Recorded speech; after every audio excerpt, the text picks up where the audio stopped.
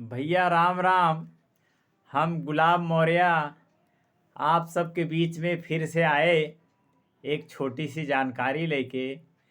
कार्तिक मास चौथ के दिन कृष्ण पक्ष में एक व्रत आता है नारी जाति के लिए, जहाँ पे महिलाएं, बहनें और बहुएं, माताएं सभी व्रत रखती हैं। उस व्रत का नाम है करवा चौथ। यह चौथ जो है वो कार्तिक महीने में कृष्ण पक्ष में आता है। तो उस दिन कहा जाता है कि कृष्ण भगवान ने द्रौपदी को पहले सुझाया था सबसे पहले व्रत रखने के लिए। तो कार्तिक महीने में कृष्ण पक्ष में चतुर्थ के दिन अब उन्होंने बताया था द्रौपदी को, तो पतियों की लंबी उम्र के लिए उन्होंने सुझाया था। तो द्रौपदी ने पहला यह व्रत रखा था और भगवान की, गणेश भगवान की उपासना की थी। और उसमें यह बताया गया था, यह थी द्वापर युग की बात। लेकिन कलयुग में भी यह बताया गया है कि पहला व्रत एक चित्रगुप्त नाम के आदमी और करवा नाम की उनकी फैमिली थी। करवा नाम की जो उनकी औरत थी वह पतिव्रता औरत थी। तो एक दिन शायद संयोग इसी आसपास यही दिन समय था शरद का।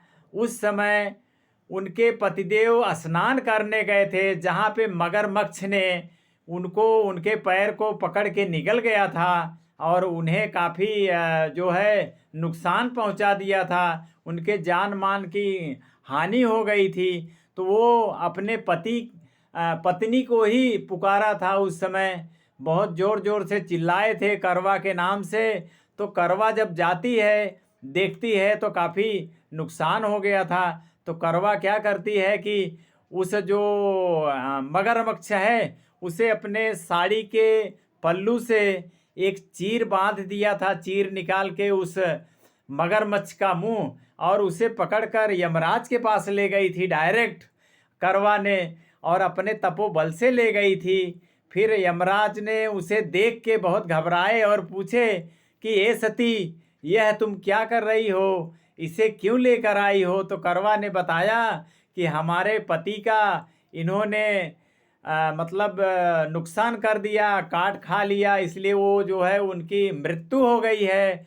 तो आप इस काम को इस घटना को आप ध्यान से देखिए। इस मगरमच्छ ने हमारे पति का जान लिया, इसलिए हम इसके प्राण को आपके पास लेकर आए हैं और इसे आप दंड दीजिए, मृत्यु दंड। तो मृत्यु दंड के लिए जब उन्होंने सुझाया करवा ने, तो यमराज ने देखा कि करवा जो कह रही है वो तो बात सत्य है कि इसके पति का प्राण इसने हर लिया है। लेकिन बात यह आ गई दुविधा कि यमराज को देखना पड़ा कि मगरमच्छ की आयु अभी शेष थी। तो करवा के तपोबल से करवा ने यमराज को भी चेताया कि अगर आप इसे मृत्यु दंड नहीं देते हैं तो मैं आपको श्राप दे दूंगी, और सती का श्राप जो है आपको भी लग जाएगा।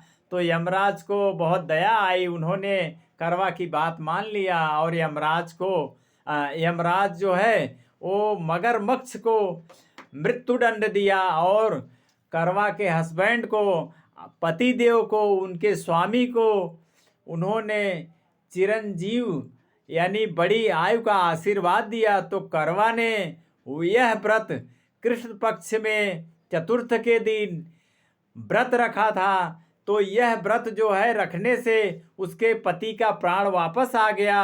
कहते हैं कि यमराज ने उसके पति को दान दे दिया, जैसे सती सावित्री ने अपने पति का प्राण वापस लौटाए थे।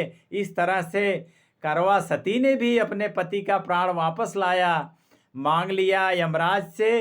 तो उस दिन से नारी जाति के लिए यह वरदान मिला कि आप सभी यह शुक्ल पक्ष में चतुर्थ के दिन सभी लोग भगवान गणेश की उपासना करें और व्रत रखें। तो उस दिन से यह व्रत का नाम करवा चौथ रखा गया। बंधुओं और भगनियों, बहनों, माताओं सबको गुलाब के मुखार बिंद से आज से आपको पता चल जाएगा कि माँ करवा कौन थी और चित्रगुप्त कौन थे। तो यह कहानी जो है बहुत पुरानी है और यह कहानी इसलिए बनाई गई है कि माताएं, बहनें और अपना समाज जो है पूर्वजों का बताया हुआ रास्ता कभी न भटके और पूजा पाठ में कभी भी कमी न हो। तो यह गणेश भगवान का व्रत है। तो माताओं बहनों से मेरा निवेदन है कि करवा चौथ का व्रत भगवान का है और भगवान से आशीर्वाद मांगते हैं अपने पति की लंबी आयु के लिए और भविष्य में कोई भी तकलीफ न आए दोनों प्राणी को, इसलिए यह व्रत रखा जाता है भैया। राम राम।